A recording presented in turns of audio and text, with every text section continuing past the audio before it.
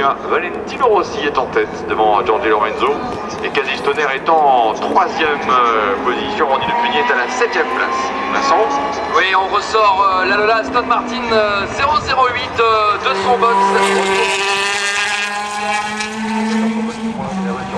C'est lancé. Wow, oui, Vincent,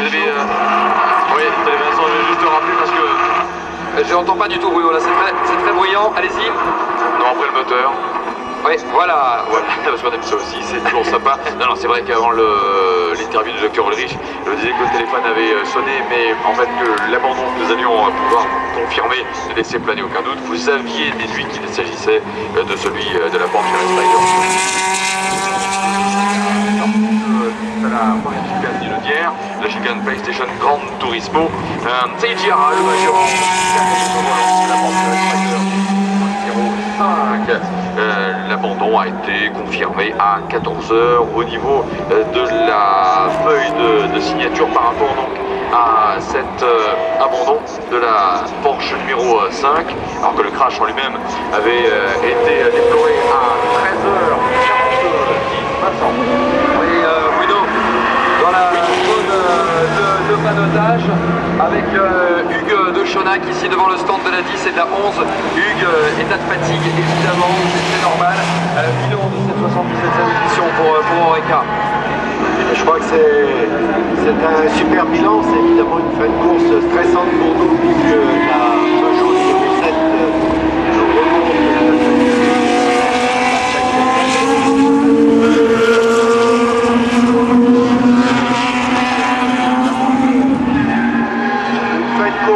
stressante pour savoir si justement on va arriver à rester devant cette Peugeot.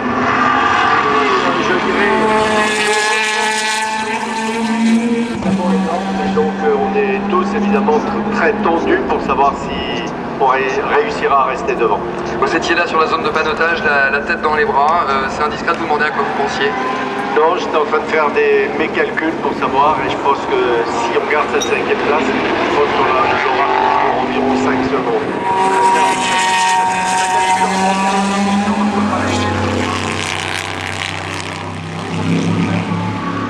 Je crois que les choses sont très claires maintenant et je pense que la CO saura entendre et elle a dit qu'elle allait entendre. On ne peut pas être aussi écarté de la bataille qui a lieu devant. On a vraiment besoin d'une juste équivalence pour ne pas se retrouver avec cette année. Les forces en présence dans vos parties seront sollicitées fin juin comme cela a été annoncé. Seront précises à ce moment-là. Merci Hugues de Chonac. Votre voiture concède à peu près 7 secondes au tour à la Peugeot numéro 7. Ah, évidemment, les deux pilotes derrière ils sont avec les couleurs Matmut. Aussi 360e passage à l'instant de l'Oreca numéro 11 et dans un instant même chose pour la Peugeot avec le numéro 7 piloté par Nicolas Mination, le détenteur du record du tour en course. Il passe devant les stands l'arrêt de la Ferrari Junior Motorsport numéro 96, le classique 22 secondes, 944 d'avance sur la Peugeot numéro 8 de Sébastien Bourdet. Vincent. Oui, Sébastien Bourdet qui va s'arrêter.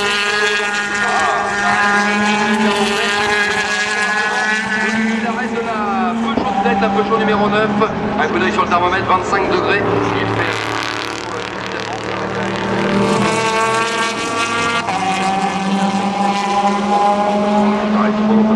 qui disait que dans les gradins c'était un petit peu la fraîcheur en ce moment, que seule une acclamation du public qui accompagnerait le dernier passage par les stands pour ravitaillement des Peugeot 908 pourra faire monter la température de quelques degrés supplémentaires. Il paraît qu'il faut une 3 chefs dans la voie des stands pour ça. Est-ce que le public français est là?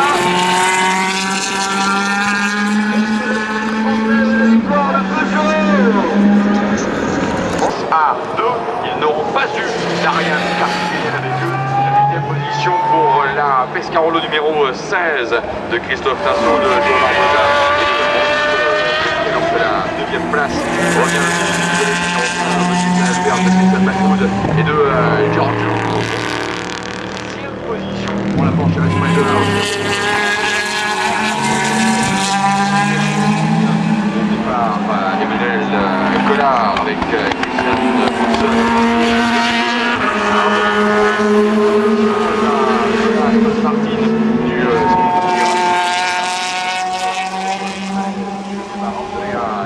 pour le relais final, on l'espère du moins, puisque cette voiture est toujours à son temps. La 12e, c'est la 12. La 12, c'est l'Oreca Courage du team Signature Plus. Avec Normand qui braque le relais de fin. Une voiture également pilotée par Franck Mailleux et par Didier André. Alors que... Oh, que se passe-t-il sur la piste?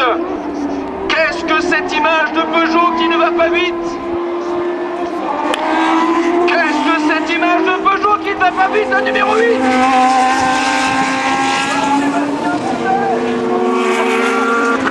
Vincent Cerruti, vite, vite. Oui, Bruno, devant les stands Peugeot, où effectivement... Je vais me rapprocher d'Olivier Canel dans quelques instants. Sébastien Bourdais au ralenti au virage d'Indianapolis. Il est dépassé par une Ferrari, ce n'est pas normal. Et une Peugeot, une Pescarolo dans les stands. Oui, la numéro 16. Oh, quelle dernière demi-heure. Olivier Canel, un mot? Bah écoutez, une arrivée groupée, c'est plus élégant. Ah voilà, une arrivée groupée, c'est plus élégant. Ah, ça c'est bon ça. Ouais. Une arrivée groupée, c'est plus élégant. Vous l'avez compris, mesdames et messieurs. On attend évidemment la voiture de Marc Genet et les voitures. Ça c'est pas mal. Ah, il a joué avec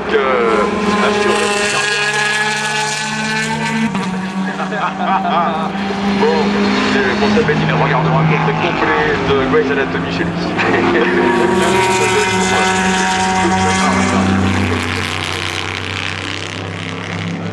Allez, on peut un niveau lamination. Aussi, oui. Ça rappelle la conférence de presse de vendredi qui était pas mal à ce sujet. Tout à fait. Voilà. Alors, bon, on en était où? On en était à la tout ce qui était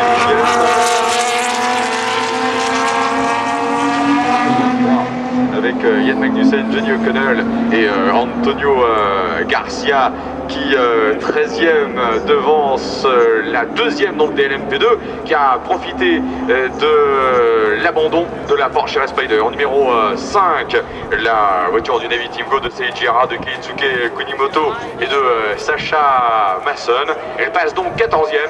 Xavier Pompidou qui s'envole vers un podium en LMP2, deuxième position, alors que la Lola Aston Martin numéro 008 pilotée par place. Et pour l'instant, à quelques 6 minutes de la Lola de numéro 33. Voilà, Sébastien Bourdais qui est applaudi par le public et qui préfère cette image-là qu'une un commentaire d'alerte. Avec la Peugeot numéro 8 qui attend tout simplement d'être rattrapée.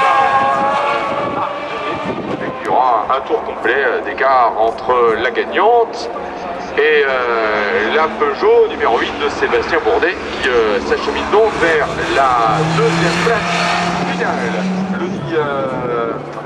La Corvette du team de Luc Alphand avec la numéro 73 pilotée par Julien Jousse pour le relais d'arrivée avec Xavier Masson et Julien Jousse, puis Yann Clérec. Vous avez là l'équipage complet.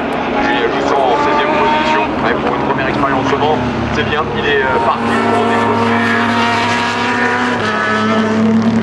le numéro 3 Robinson, qui est également par Alexandre Préma.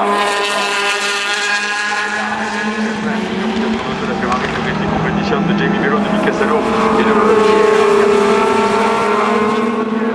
est en fait la deuxième des GT2, étant entendu que la numéro 18 du Racing Competition est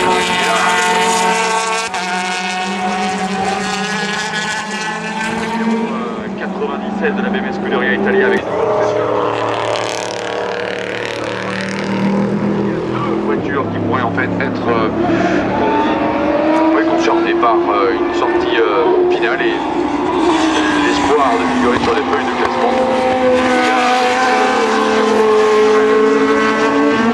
La Lola du team Speedy Racing, Team Seba. Puis il y a un